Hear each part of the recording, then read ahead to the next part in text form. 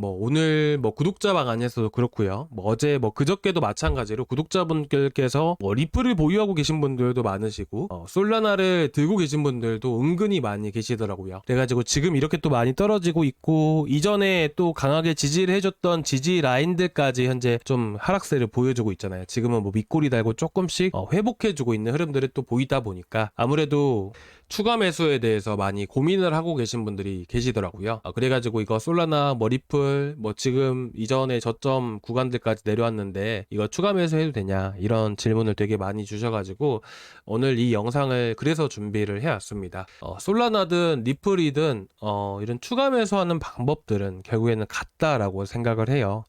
예를 들어서 제가 추가 매수를 한다라고 했을 때 이런 식으로 보통 상승세가 나오잖아요. 그리고 이런 식으로 떨어지게 됩니다. 그렇죠? 그러다가 추세가 전환되고 나서 이런 식으로 또 올라가게 돼요. 예를 들어서 제가 이 A라는 구간에서 매수를 해서 물렸다라고 해볼게요. 그럼 저 같은 경우에는 보통 이런 바닥 구간을 예상을 해서 이렇게 크게 떨어지는 구간들에서 매수를 하는 게 아닙니다. 보통 저 같은 경우는 어디 구간에서 매수를 하냐면 이렇게 상승이 나오기 직전에 추세가 전환되는 자리들이 나타나요. 이 구간을 저희가 B 구간이라고 해보겠습니다. 저 같은 경우에는 이런 저점 구간을 예상을 해서 C, D와 같은 저점 구간에서 추가 매수를 하는 게 아니라 B 구간들, 상승 추세로 전환되기 직전에 있는 이런 위치에서 급등이 나오기 때문에 보통은 저는 이런 B 구간에서 추가 매수를 하는 편이에요. 물론 C나 D, 예를 들어서 여러분들이 저점을 잘 공략을 했어요.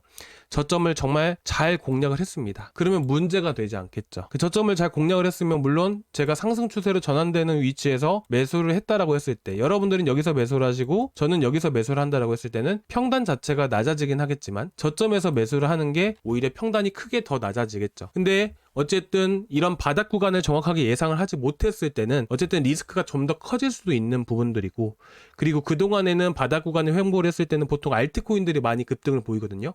이번에도 알트코인 되게 많이 올라갔던 거 기억나시죠? 그렇기 때문에 보통은 이런 저점에서 매수를 하면서 현금이 묶이는 그런 방법보다는 횡보하는 구간들에서 알트로 매수해서 수익을 또 내고 그리고 상승 추세 직전에 매수를 했을 때 오히려 현금 유동성 확보와 그리고 좀 더 매수하고 나서부터 해서 바로 상승세가 나온다라고 했을 때는 결국에는 크게 물리지 않고 어쨌든 바로 상승세가 나오는 부분들이기 때문에 우리가 빠르게 또 대응을 할 수 있는 부분들이어서 저 같은 경우에는 상승 추세로 전환되는 시점에서 보통 매수를 하는 편입니다. 그리고 여러분들께도 제가 말씀드렸지만 바닥을 정확하게 잡을 수도 있겠죠. 근데 저는 이렇게 생각합니다. 앞으로 시장 경제 상황들 100% 예상할 수 있을까요? 저는 없다라고 생각을 해요. 이번에 2월 말부터 해서 이란 전쟁이 살짝 있을 것 같다는 이런 느낌을 받았습니다. 2월 말부터 해서 그런 느낌이 딱 왔어요. 그게 원래 전조 증상이 또 있습니다.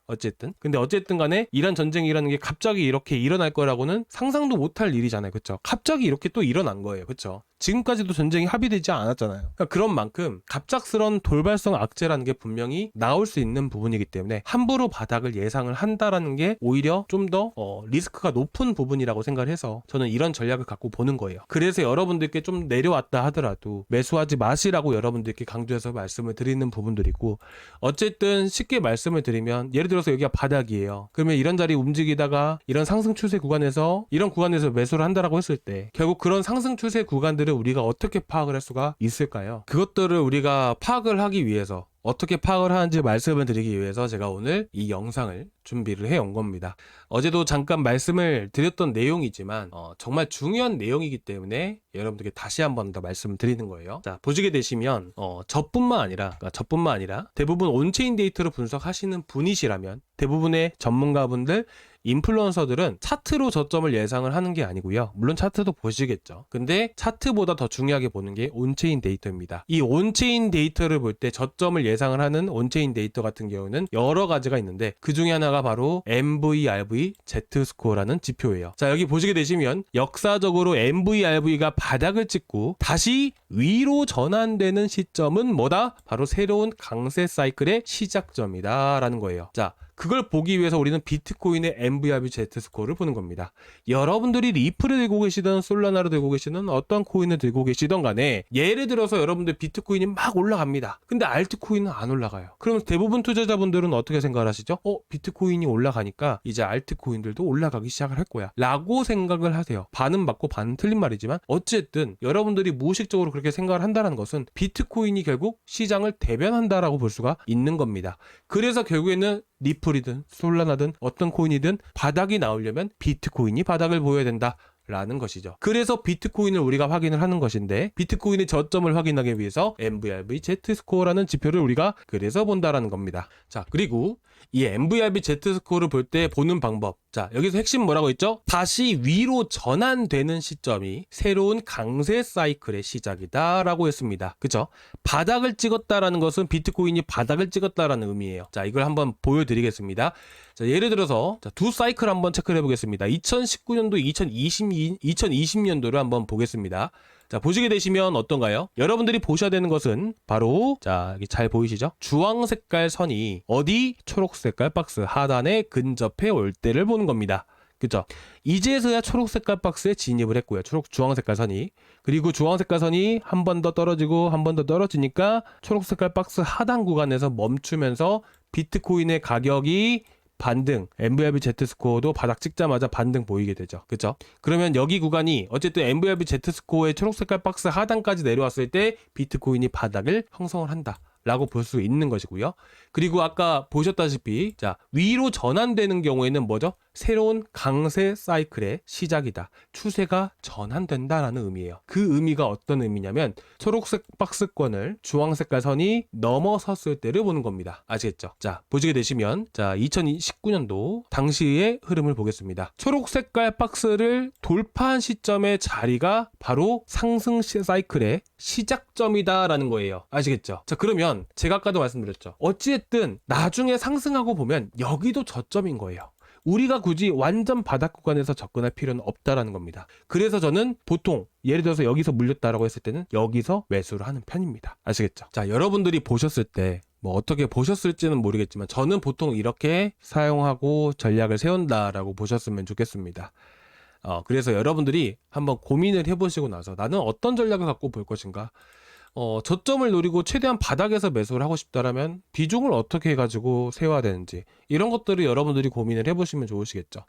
예를 들어서 뭐 다시 한번 말씀드리면 바닥을 노린다라고 했을 때는 내가 여기에서 매수를 했고 바닥이라고 생각해서 매수했는데 더 떨어질 수도 있는 거예요. 그렇죠? 그렇기 때문에 비중을 매수를 할 때 어쨌든 자, 제가 만약에 2019년도 4월 달에 이 추세가 전환되는 이 자리에서 매수를 했다라 해보겠습니다.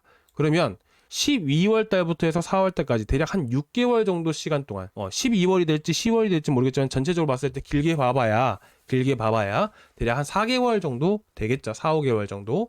4, 5개월 정도 바닥을 노리면 4, 5개월 정도 내 현금이 묶일 수밖에 없는 거예요. 그렇죠? 그걸 감안하고 들어가는 겁니다. 그리고 저점을 공략을 했을 때 저점이 틀릴 수도 있겠죠. 그럼 어떻게 해야 돼요? 틀릴 수도 있기 때문에 비중을 2%든 3%든 나누어 가면서 분할로 적응을 하는 거예요. 근데 분할로 매수를 한다라고 했을 때 떨어질 때마다 매수하신 분들이 계시거든요. 그게 아니에요. 저점을 갱신을 했을 때 저점을 갱신하고 나서 단기 바닥이 나왔을 때를 보는 거예요. 아시겠죠? 좀 자세하게 보여드릴게요. 자, 여기 보시면 어때요? 자, 잠시만요. 자, 여기 잠깐 보겠습니다. 나는 여기가 저점이라고 생각해서 저점을 매수했는데 또 떨어지죠. 자, 단기 저점. 자, 여기서 단기적으로 어떻게 돼요? 지지해주죠. 맨날 며칠을 지지해주고 다시 한번 반등을 보이잖아요. 그러니까 이런 위치에서 매수를 하는 겁니다. 여기서 매수하실 수도 있겠죠. 여기서 또 매수하는 거예요. 그 다음에 여기서 또 매수하는 거예요. 무슨 말인지 아시겠죠? 나는 바닥을 노리고 싶어 라고 하시는 분들은 2%, 뭐 1%, 3%든 간에 이런 식으로 해서 조정을 해가면서 분할로 진입을 하시면 좋다라는 겁니다. 여러분들이 어떻게 하실지 한번 고민을 해보시는 게 좋으실 것 같고요. 그리고 2022년도, 2023년도도 한번 같이 볼게요. 자, 우리가 봐야 되는 건 주황 색깔 선이 초록 색깔 박스 하단 구간에 근접해 올 때를 보는 겁니다. 그러면 여기가 저점이 될 수도 있고 여기가 저점이 될 수도 있겠죠. 이건 결과물적으로 봤을 때 여기가 저점이라는 걸 우리가 알 수 있는 거고요. 어쨌든 초록색 박스 구간에 진입해 왔기 때문에 여기가 저점이라고 생각할 수도 있는 거예요. 그리고 계속해서 횡보를 보여주고 있잖아요. 몇 개월 동안을. 그럼 여기가 바닥이라고 우리가 생각을 해볼 수도 있는 겁니다. 그렇죠? 근데 핵심은 뭐였어요? 이 주황 색깔 선이 박스권 상단, 요 상단을 확실하게 돌파를 했을 때 매수에 들어가는 거예요. 자, 근데 2022년도에 8월달, 9월달 보게 되면 어떻게 돼요? 한 차례 올라왔죠. 근데 여기 구간에서 매수를 해야 되는 게 아닙니다. 결국에는 이 당시 경제 상황이나 시장 상황들을 모두 고려를 해야 되는 부분들이고, 그리고 추세선만 대충 그어봐도 이 구간은 가짜라는 것을 우리가 알 수가 있어요. 그래서 결국에는 우리가 추가 매수를 해야 되는 위치는 정확하게 따졌을 때 여기가 될 수밖에 없던 부분들이고요. 여기서 핵심적인 부분들 제가 좀 응용해서 말씀드렸는데 결국에는 뭐냐면 바닥을 형성을 하고 주황색깔선이 확실하게 돌파한 시점들 이런 위치에서 추가 매수를 하는 게 좋다라는 겁니다. 어쨌든 우리가 MVIB Z스코어라는 지표를 통해서 알 수 있는 부분들은 언제 어떻게 바닥이 형성이 될 수 있을지를 예상해 볼 수 있는 것이고 추세가 전환된과 동시에 박스권을 돌파를 했을 때는 결국 그 위치가 결코 높은 위치가 아닌 정말 낮은 위치였다는 것을 알 수가 있습니다. 그러면 현재는 어떨까요? 주황색깔 선이 초록색깔 박스로 진입해 있나요? 딱 봐도 아니죠. 그렇기 때문에 지금 절대로 매수하시면 안 된다라고 여러분들께 말씀을 드리는 겁니다. 자, 오늘 영상 조금이나마 도움되셨을까요? 조금이나마 도움되셨다면 구독과 좋아요 한 번씩 부탁드려도 될까요? 구독과 좋아요, 전체 알람 설정까지 한 번씩 부탁드리고요.